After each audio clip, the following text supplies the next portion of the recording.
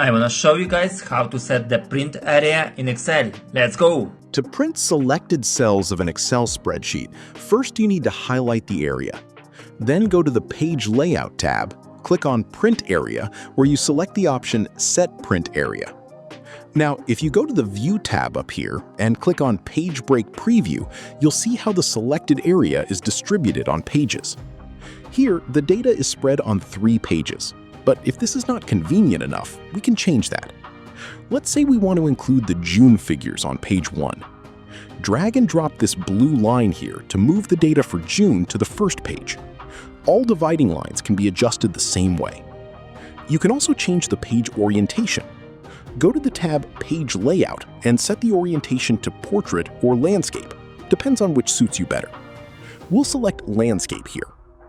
If we now go to File here at the top and click on Print, we see a print preview, and it looks exactly as we want it to print. But let's move on now and have a look at a couple of more useful tricks, such as how to add more cells with data to the selected print area. So let's go back by clicking on this arrow here in the top left corner, and let's switch to the normal view. But now we'll do it through this button at the bottom on the right. Before we get started with how to add cells to the print area, we need to remember that the last row of the current print area is 24. If we want to add rows, we can only do so with those which are next to the last row of the selected area, which means we can expand the current print area by adding the rows 25, 26, and so on. If the originally selected and the added data are not adjacent, Excel will create a new print area. We'll select the adjacent rows 25 to 29 to expand the print area. Now, open the Page Layout tab and click on Print Area. And here's another option, Add to Print Area.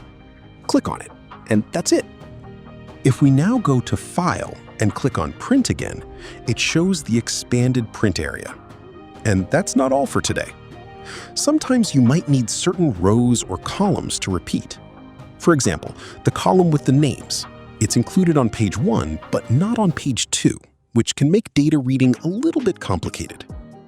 To solve this little problem, go back to the data table by clicking on this arrow. Go to the tab Page Layout and click on Print Titles.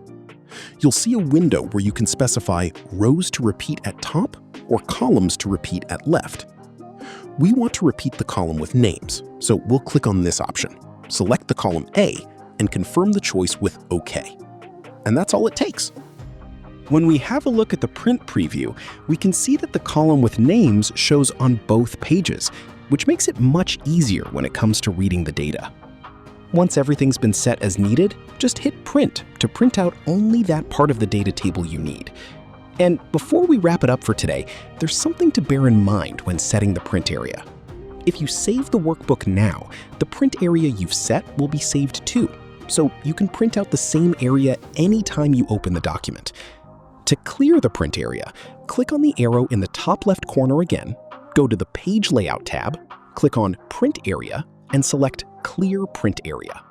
Now you can print out the whole sheet.